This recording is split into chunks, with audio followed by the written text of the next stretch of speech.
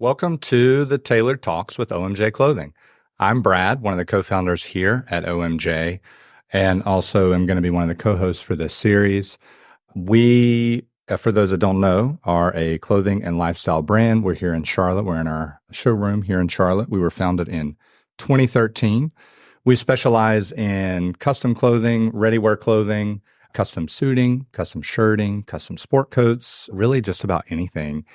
And all in our style, which is a very timeless and classic style, but also whatever the customer may want. And so that could be whatever their personality is. And we often say, we have a saying here, if you can dream it, we can make it, which a lot of places cannot do. So we're very proud of that.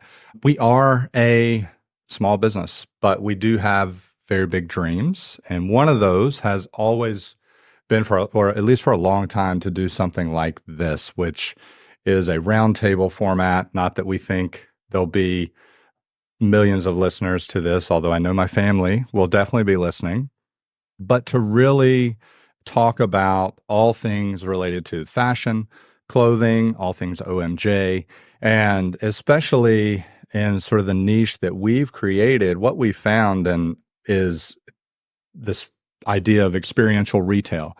And so the point of that being is about the experience, but you have to come into the store to have that experience. And so often with especially custom clothing or higher end clothing, there can be this stigma of it being inaccessible. And at the heart of who we are is about community, about accessibility, is about creating a great experience for our customers. So to be able to have a platform to really show and tell others all that we do, and then even demystify clothing in general and how that can help shape and change somebody, whether they be a little bit overweight, maybe very tall, very short, but just really the impact of a well-made garment that is made for that person and how that can inspire them, create confidence, and really change their trajectory in life. And so throughout this series, we are going to be focused on all things retail, fashion, a lot of things diving deep into our process, all things OMJ. And so we're just really excited. Today, I'm happy to have one of our co-hosts, OMJ employee, Miss Kendra Cheeseman. Kendra has over 25 years of experience, more experience in menswear and retail than all of us put together. So, she doesn't know this, but I always listen and take things away from her day to day. So I know that she'll provide an incredible amount of wisdom and just all things related to the topics that we discuss in this series. To left on the end here is Mr. Will Jones. So Will is a dear friend all the way back from childhood. Commercial real estate by day, he moonlights at OMJ for the sheer fact he loves menswear and clothing. And also, I have to say, even in the fourth grade, this guy was like the best dressed guy at Robinson Elementary. So thrilled to have him. And then last but certainly not least, we have a very special guest today here, my best friend, co-founder of OMJ, jet setter, all things just savant at fashion and design, Filipe. Hi, everyone. Hey, guys. So with what today we wanted to focus on being our first was really the founder story, how OMJ got started. It's actually probably going to be pretty interesting for Filipe and I. We have our talking points throughout the years where we've done with media interviews, different, little stories and things like that. But I don't think either of us have really hashed out or talked about the full how we got started. Yeah, I think we highlight some of the key things throughout the years with different media outlets. It usually is a pretty quick, but it's nice to have some dedicated time on our time to be able to talk about it. Yeah, we always, we're in a very short format. So today is going to be all things OMJ, how we got started. For Will, who's been around for a very long time, I know Kendra has followed along.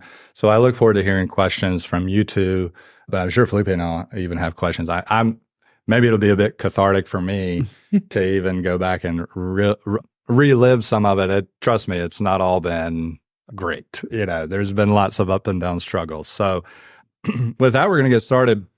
I think probably the first place to start would be where it all started. So I know from my standpoint, Filipe and I were college roommates. In fact, Filipe, for many that don't know, in college, he was sort of the guy that we were all in the same fraternity, the guy that all the fraternity brothers would go borrow stuff from his closet. So even I remember from that time, I was not as into fashion as I am now, but even at that time, Filipe was always known as the guy who knew what to wear for what event. So we would go to all these formals and things like that. So there's just setting the stage there. Filipe and I lived together. We just had a good, I guess, separation of he was good at things that I was not good at and vice versa. So I was certainly more the business side. Can you talk a little bit more about those early, like even way back then, if you can remember? Yeah. Traditional college experience, I think, people might dress a little bit more casual just because, we lived on a type of campus that was like a mall college campus rather than like a city school at Appalachian State University. But being in Greek life and Brad being in the College of Business, I think that there were more occasions where people had to dress up. We interacted with some friends and fraternity brothers that might have not grown up dressing up. And so it was an opportunity for them to kind of dress up, honestly, for the first time in some situations with formals and events. So it was cool to be able to help and, lend out certain things. There were some people that didn't even know how to tie a tie or bow tie. Still don't. Yeah. So it was a cool opportunity to be able to help other people in that situation. Did you get all your stuff back? No, I definitely didn't. Do you feel like the transition of like going to college for the first time helped, like being the person that people could borrow clothes from? Because like college when you're a freshman is kind of new. Yeah, I think I had probably an abnormal amount of clothes compared to other college students, so it was never a problem How much for me clothes to lend. did you bring, Filipe? You've ever helped Filipe move.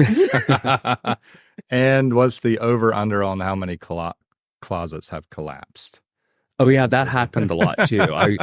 I would move into apartments even out after college. And for example, if you move into like a generic apartment, there will be like one metal rack, right? So I always had to add a second layer on the bottom and go to Lowe's and kind of do that. I'm not the most handy person.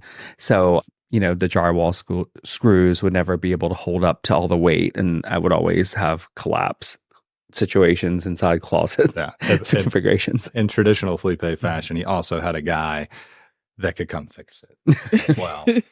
So I can definitely commiserate with you there as well. Drywall was never a fan of me in any of the apartments I leased during college as well. Better to be prepared than not, I suppose. Yes. So I know we talked about it in college. Also we got to set the timetable here. This is 2007. The Vineyard Vines was a very big thing. Southern Tide. There were a lot of, I call them Southern something or another's, where, they're Southern this, Southern that. And so none of them really fit great.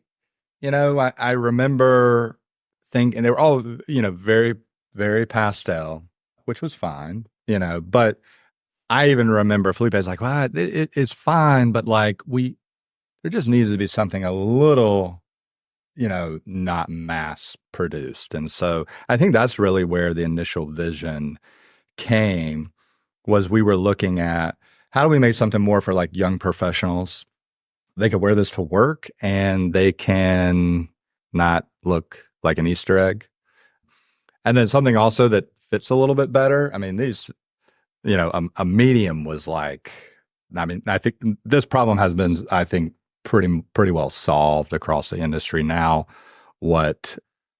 17 years later, but things were not a great fit. And so, I think that was sort of the original spark of, hey, like we should be able to create something like, yes, we don't want this maybe American Eagle with logos and, but it is cool to have this brand you can connect with that has a story to tell.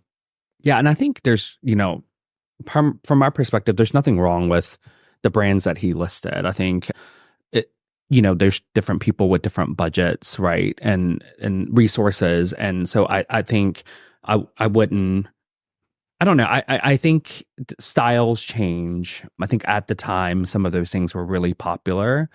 And I've even seen the evolution of some of these brands kind of reinventing themselves, right? And kind of being a little bit more current. I think a really good example in the industry of a brand I think has done a really good job like the past few years is Abercrombie and Fitch. Yeah. For a big box, kind of mass international retailer, I've seen like really good stuff coming out of them now compared to there was just a time frame that I think that the logos were just really popular with young people. And I think that has changed drastically. I also think that there is still a certain lifestyle, coastal areas and like Martha's Vineyard, like up north, where that collegiate prep, there's a variation of it that's still around. And I think that there's a place that is appropriate for that, like that resort style and look. But I think that what we're trying to achieve is something a little bit more polished, that's timeless, that you can wear for all different occasions. And I think that there's stuff, if you look around our store, there's something that you could wear to like a coastal vacation, but that we also have things that, you can wear day to day and it wouldn't get old or dated.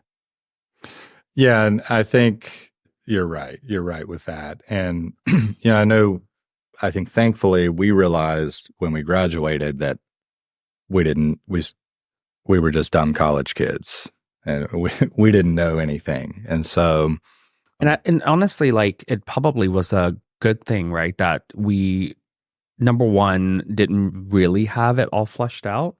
And then number two, it was probably a blessing that it took a little longer for us to get ramped up. I think some of those smaller brands that were targeting that collegiate, demographic, a lot of them were students that might come from really wealthy families.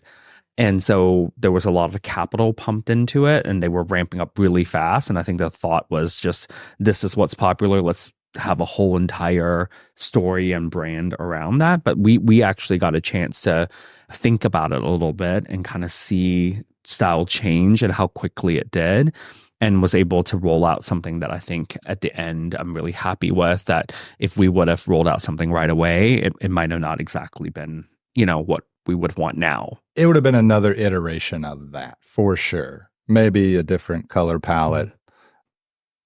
Shout out to Shrimp and Grits.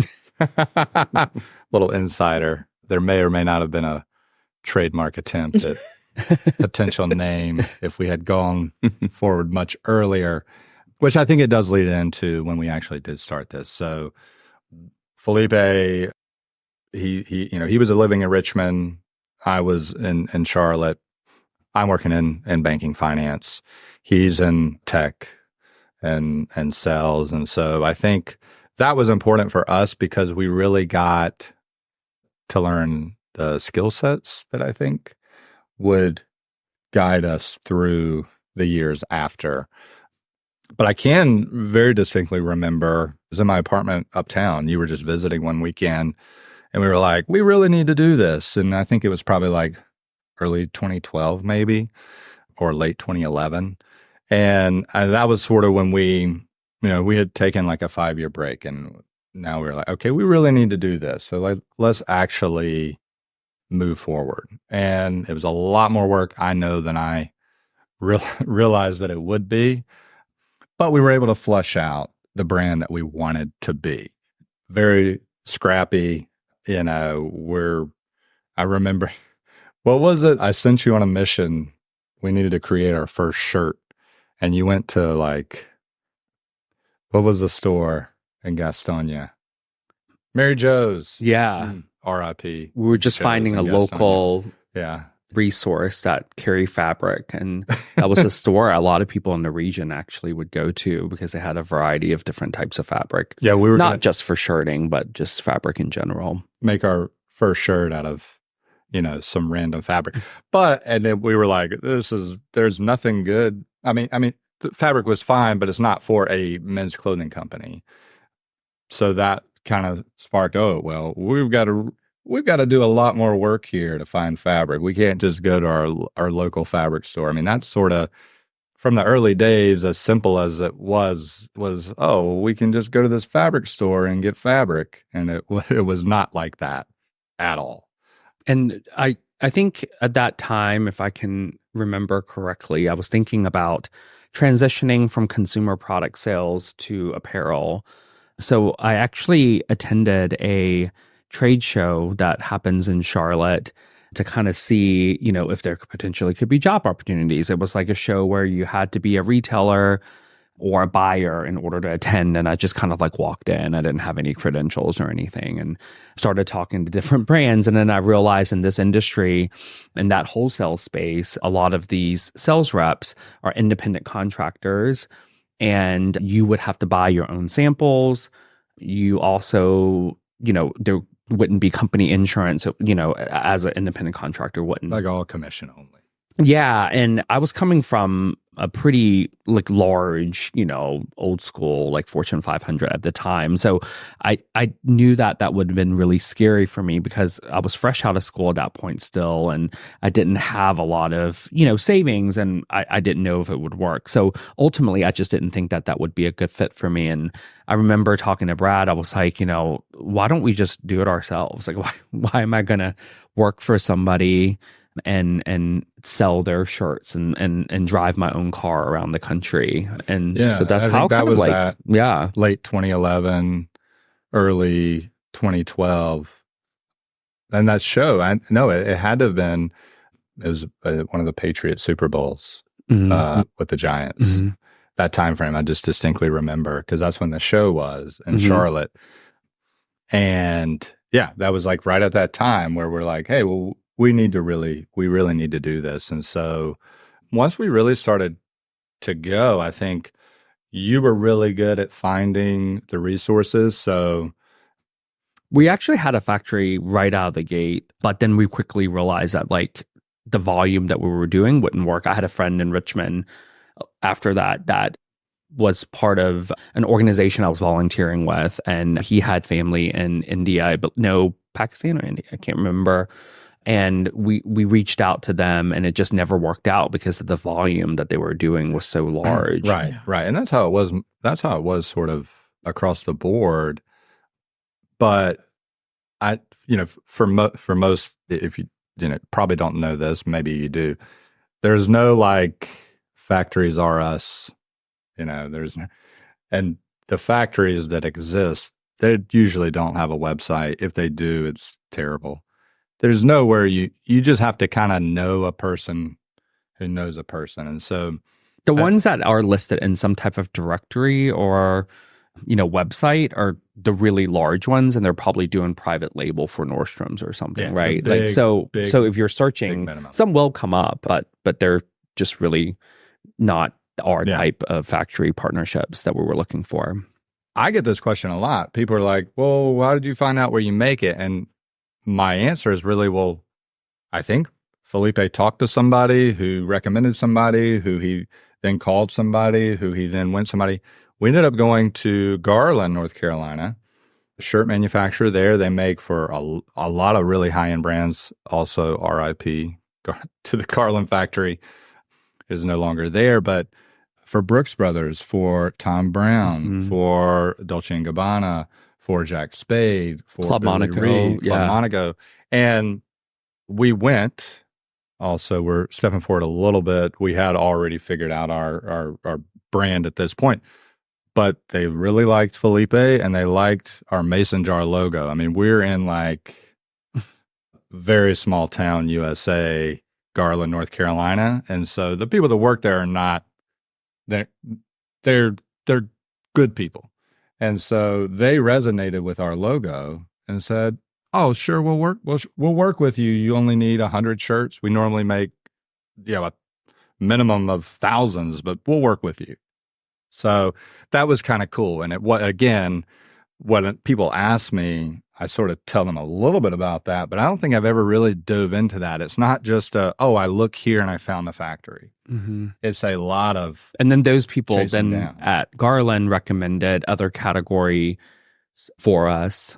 Yeah. So we were able to then reach out to other factories that they have relationships with. For a while we tried to figure out how we could do socks or, we made some hosiery. socks in Hickory, North Carolina. But that was just somewhere where I just saw an old building that had something on the side, and I just knocked on their door and went in. A lot of door knocking. Mm. That I think is the most important thing. You've got to go there. Because you're just cold calling. Half the time they don't answer the phone. Yeah. And, At this time, are you guys still working full time? Yes. Okay. Yes. Yeah. And that also, we would continue to work full time for quite a while. But I do get that question. And I think my answer with that, there's never going to be I'll quit my job when I replace that income, because that will never happen. It's depends on what's important to you, or I think if you were to go and look for outside funding, I think that would be more feasible, right? But you're then having to compromise your brand to, you have somebody to report to at that point. So it just depends on what you want. And I think that model works for some people. I think that our business is just so custom and so specific, and the experience is so specific that it's a little bit harder if you're, producing a really simple product. And I think that, getting investors, there's nothing wrong with that. Within those respective jobs that you guys had at the time, were you noticing anything in particular in the space as far as, say, a need for the clothing perhaps that you had really envisioned, for OMJ? Very, very much. I mean, I think we're in 2012, 2013, and the fits were not good at this point. Some were fine. The big box chain custom suiting or semi-custom didn't exist then. So you're either going to a department store, which, if you're going to the more approachable ones, then the fit is usually pretty bad and the quality is not great. And then you go to the higher end department stores, it's very unapproachable, right? For, folks that are fresh out of school, and even frankly, some people that are been in the workforce for a while, they probably need a few more suits, and they can't just, spend their whole entire budget on one at one of the luxury big box. So it was a need. I mean, Jose Bank was big at the time, it was a buy one, get 5 free. Yeah, it was that in Men's Warehouse, and that's Brooks Brothers had a larger presence at the time as well. Yeah. Especially down south, I think Brooks Brothers had a huge presence. Yeah, but the price points were still pretty high for the time. And what I noticed was it just wasn't a focus. I think, especially at the bank. Some guys knew how to dress, but I think for a lot of folks, it was just a comfort of sort of business casual, that sort of thing. And there was definitely a glaring need for a better dress option, especially for young professionals at the time. And then to back up just a little bit with the name, because a lot of folks will ask OMJ. OMJ is Old Mason Jar. And so in 2012, when we were deciding on a name, both Filipe and I are from North Carolina. So we were like, it can't be coastal. We're not from the coast at all. It's got to be something that ties to sort of our ethos, what we believe in. And at the time, and even still now, is very simple, versatile, timeless. That's sort of always been our hope and dream for the brand stylistically. So we were trying to think of what resonates with North Carolina, not just North Carolina, but more like Piedmont. Filipe's from Western North Carolina. And so what resonates with that North Carolina brand, and what resonates with timeless and versatile. And I was at my grandmother's, and I remember telling Filipe, I got it. She's canning stuff in mason jars, and it's versatile, it's timeless. That thing's been around for hundreds of years, probably. and it's so simple. And so that was really the moment was, the mason jar. It kind of fits perfectly. Yeah. And it was still like, kind of like that very Southern style was kind of like towards the tail end of that. So, it really tied in with the demand, right, in the marketplace of like what people would resonate with in the Southeast. And catchy. Yeah. And at the time, we still had we had big aspirations of like trying to produce more things in the Carolinas. Mm-hmm. And things changed a lot with the pandemic, unfortunately. But so yeah, it worked out really well for the time. And things were very all of our stuff was casual at that point. Mm-hmm. So dress shirts or button downs, polos, ties. We weren't into custom yet. Mm-hmm. We were getting there. Though. So I think that first year, the launch, 2013, that was a big year for us. We, right out of the gate, we entered the Belk Southern Design Competition. That was an annual competition that Belk did. We were finalists for that. Yeah. And one of our friends from college, Megan, she actually had won. That's right. The year before. So, it was like we felt like it was very approachable and, it was something that we could achieve, right? Like somebody that we went to school with was able to do something like that. And we respect that a lot. And yeah, we were like, we should do this. We did not win. And we may have been a bit bitter about that, but we should not have won. We were 3 months in. But I do remember it was an outpouring of support for us. We were online only. The world headquarters was my spare bedroom. Filipe was living in Richmond at the time. The day of, though, to speak to that, we had these custom racks that we thought would be good. It would be a good idea to pull into the Belk's headquarters, and it was very, very heavy. And I hate and hot any type of trade show setups. Like that's just like not my thing. I told Brad like I don't want to do it. We did a few more after that, but it was very hot that day. I remember, and Brad was so sweaty when we got in there that like it looked like that he had like been in the rain or something. And we're in the bathroom, and he's trying to like dry off with the hand dryers. The rack kept falling over, and he would like it was like this 80-pound rack. It was a disaster. It was like Filipe's apartment in college all over again. Yes. Yeah. And our friend Brett built that rack, I remember, right? Yeah. Also like furniture style, the reclaimed wood, modern farmhouse was really popular. So the aesthetic of the rack, kind of rack modern farmhouse. it was pipes, and it was a big like piece of wood that was like live edge type. Yeah. It looks great though. It looks great. Once it got inside. A little steampunk. Yeah. It looks great. Yeah. But yeah, the first year, but I do remember again, despite we had a lot of early press, we had a lot of good things happening, but with any launch, I mean, there's ebbs and flows, and by like September, like there was a month where we sold like one t-shirt, which I've told that story many times. It was definitely like a wake up call. I call it the reverse Field of Dreams, I think, is my like adequate representation of clothing is not, if you build it, they will come. I think that applies to most things other than Kevin Costner in baseball. But I think I just always had thought, okay, if we build this great thing, people are going to love it and buy it, and all of our friends will support it, and it's going to be great. And that was the moment where I realized, all right, this is hard. People have their own lives. They could care less what we're doing, even though it's the most important thing to me. They don't care. And why should they? Mm-hmm. And there's some people like that, they just don't care about clothes like we do, sure. Right? And I have to remind Brad, I was like, this person just like, they do not care. Yeah. Like if you think, It took years of, I think, therapy.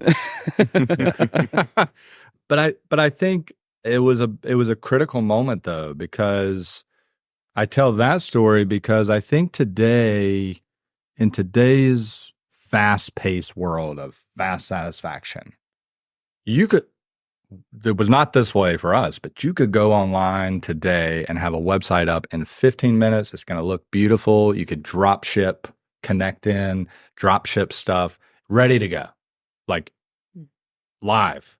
You could have a brand. Give me an hour and I could create one, and it would look great. But you have a month where you sell one t-shirt, it's over, you're done. I think so. The positive of that is we had spent so much time and energy and not necessarily capital, but time capital that we couldn't give up, because we had put so much time into it. So it's almost like this perfect melding of the world that we lived in and the times that we were in, where technology hadn't gotten so sophisticated as it is today, to where there was a lot of manual stuff you had to do that kept us in it because of all the time that we put in it. We couldn't just give up because we had terrible sales. We had to say, oh, well, we got to we got to do something different. Mm-hmm. We got to really figure this out. And so I tell that story, hopefully, as like an inspiration. And in the early days, like there were people that did support us, that I think that it meant even more when there were folks that didn't care about clothes or maybe had a smaller budget, but they would still buy, right? So there were a lot of those early supporters. We did a Kickstarter, and there were a lot of people that supported us there with friends and family. And like I mentioned before, there were people that, they just don't care about style or clothes. So it was hard to like have that same person and expect that from them, right? I think that like personally, and I'll look at the camera and tell you this, like the people that I do know dress up and the people that I know care about clothes that won't even come in and buy a hat or something like that, those are the people that I'm talking to. I'm looking at you. Oh, but nice deal. but yeah, I think that in the early days we did have a lot of really great supporters from friends and family. So, but I think that has to be hard too. Is like you've put all this effort. You guys have been doing this since college, and then you're like trying to push this out there, and you sell one shirt, and you're like, so wait. So I think it's really good for people to hear we put so much sweat equity into something that we're continuing to do it. And I think that's really important to say as founders of a business. Sometimes people are like, everyone doesn't love us, we're stopping. And whether you are aware of this or not at the time, you were ultimately building a community, which I think is, ultimately what we're all trying to do here. Yeah. Right. I don't think that we look back and we see those things for sure. But that was kind of a segue into we got to do things a little bit differently. The tried and true, you have an online brand, that's not exactly working. And so stepping into, I still worked at a bank. I'm making clothes. I remember very distinctly being like, well, I have to wear suits, or I want to wear suits, but we don't make suits. So I need to kind of like figure that out. And even met, Tom James still is a big thing. And shout out to Tom James, no ill will there. But I met with a Tom James person. I got a couple things and I was like, you know what? I feel like a bit of a fraud here. If I'm a clothing designer, I should be able to do this. And then when I got it, and it was fine, but I was like, I know materials very well and I know what I paid. So there's an opportunity here too for a nicer garment, like the pricing here. We're obviously building in a lot of middle layers here to get to the price that we're at versus the fabric we're at. And again, everything was fine, but that's how we got into custom. And so I think... And I wanted a different approach to custom too. I think that there's a need for that, right? There are some people that want, a salesperson coming to your office or your lobby and being there, sitting there waiting for you to give them their order. But I think that like we wanted to provide kind of like the lifestyle part of that lifestyle brand that we talked about and bring people into our space for them to kind of have an experience that's a little bit different. Less formulaic, a little more, value proposition, that sort of thing. And so we literally just started figuring out custom. Same process we went through for factories with our shirting. we did that with custom. So I know Filipe, family is originally from Hong Kong. There were recommendations. And so there's a lot of places that make custom clothing, but not a lot of places that make great custom clothing. So that was really the thing. We had to find where the great custom clothing was made. And the making part is just half of the battle. It's like, do they have systems and tools in place for you to be able to place the order and be organized and be able to get it within the timeline? Like there were places, that we worked with in North America that were great when you get the garment, but the process wasn't there, right? Like it wasn't set up, and that's half the battle. Right. And so Will was actually one of our first custom clients. Totally.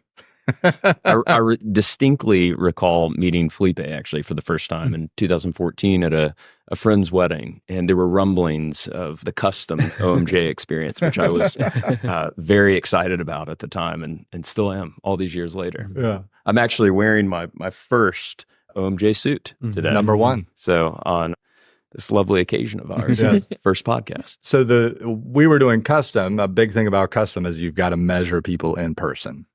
So I did do that some out of my house, but my wife was not going to be having tons of people coming over all the time, nor did I want to have to pick it up every time.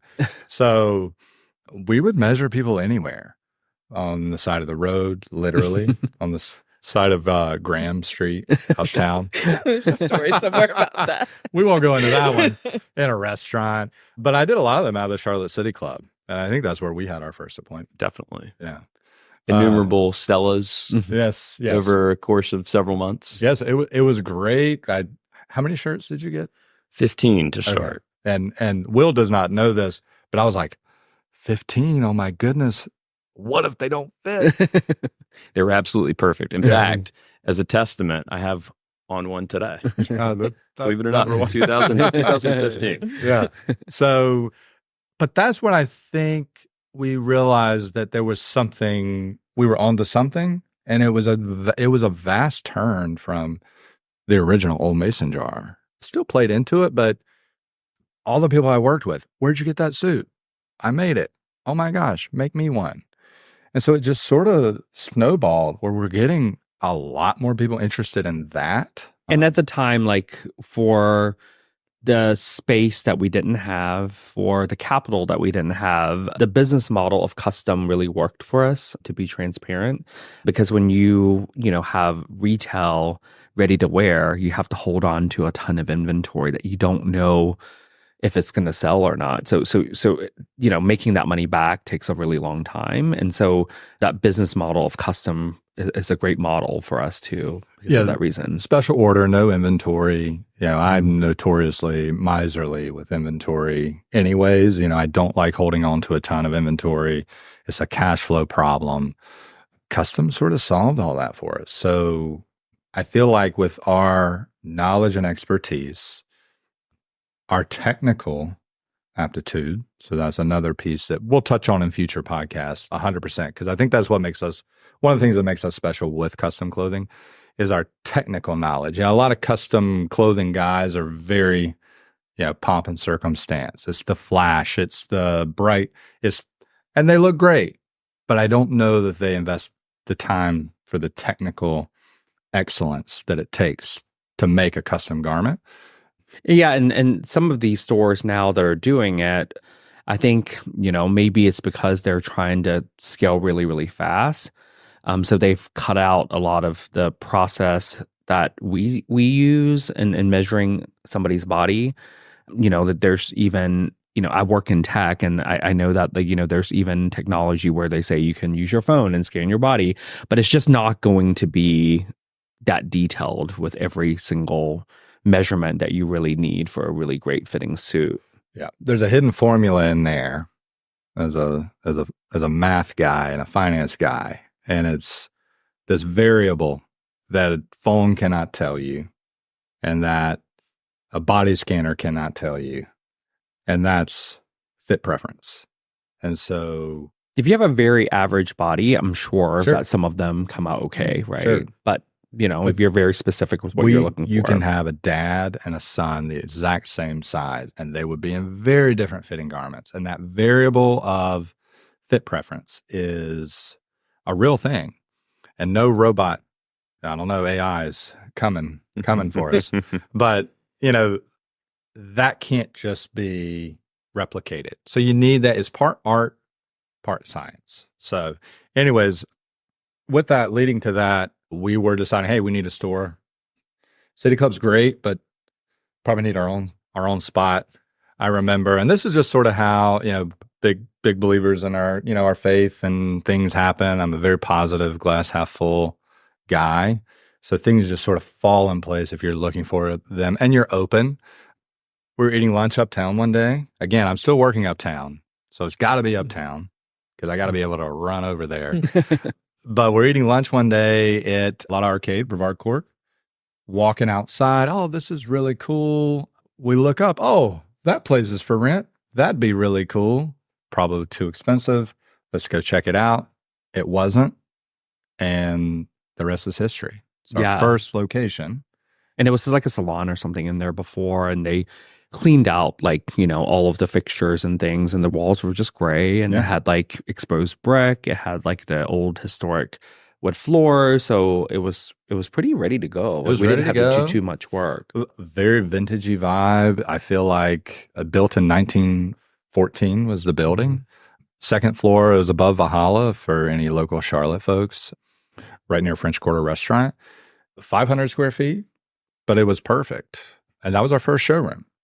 And really from there, that's really where I think things took off, that first retail space. And that's really where we were able to actually show in real life, not just online, our vision for our brand. And I think we were able to tap into that experiential retail. And so I think that for us was so key to us getting to the next level. And it was 2016 is when I officially retired and started doing it full time. Filipe dabbled for about 3 weeks and decided it was a month or so. Maybe. Decided better coming in being the advisor than the day to day. But yeah, that first location was awesome. So from 2016 to 2020, at our first Uptown location, we won quite a few awards. We won the Our State Magazine 2017 Made in North Carolina Awards for Style. And then 2018, we won the Garden and Gun Made in the South Awards for the style category. So I know those are huge. And again, we'll touch on those at other points throughout the series. I am 100% sure. But that really all led us to where we're at this store today. So in 2020, we moved to Southend, and thankfully much bigger than 500 square feet of retail space. We do not have the exposed brick any longer, but at least our walls are not pallets. So that part I am happy with. I do still miss the old space. But throughout the series, we'll get into sort of present day OMJ, what that is. Any questions from you guys on I know we've talked a lot of years, but any questions before we wrap up? This has been incredibly insightful. Because I've learned things that I didn't know about before. Me too. It's going to be all hat. Yeah, me too. Well, great. So in closing, I was told we do need to, for the few people that do end up watching this, submit questions. You can submit questions to info@omjclothing.com. And we will sort of throughout the series, as we get them, we'll answer questions and things like that. And it can be about anything. Or you can DM us on Instagram too. DM us on Instagram. Yes. Aren't sending emails. However you'd like to get it. I'll give you Filipe's personal phone number as well. But we'll answer those. It could be about anything, not just OMJ. It could be, what do I wear to a funeral? Or whatever it is, or what do you think about X brand in Italy? It could be really about anything. Again, a lot of experience up here. all walks of the industry and experience, and so we know a lot about a lot, and we can help answer any of those questions. Also, again, we'll be doing this sort of on a bi-weekly basis, and we'll be covering different things, different topics along the way. It won't always just be about OMJ, I promise. And then we just appreciate you guys following along, sticking with us through the creation of this. So I'm really looking forward to it. And again, Filipe, thank you for joining us today. And Filipe will probably not be here for all of the sessions going forward, but we will have guests away as well. And yeah, we just really look forward to it. So thank you for watching.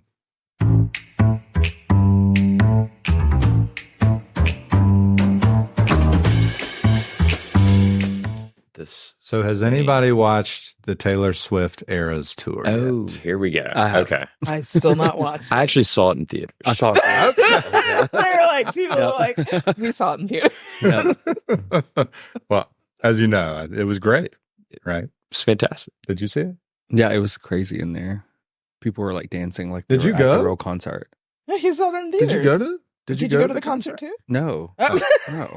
Guys, Filipe could have very well gone to this concert. I was in Vegas when she was in Vegas, and I was at the Mandalay Bay, so I could have walked over, but it was like $5 something for a ticket. And at the time I was like, oh, that's like a lot. But now knowing that people are getting a second mortgage to go to Taylor Swift.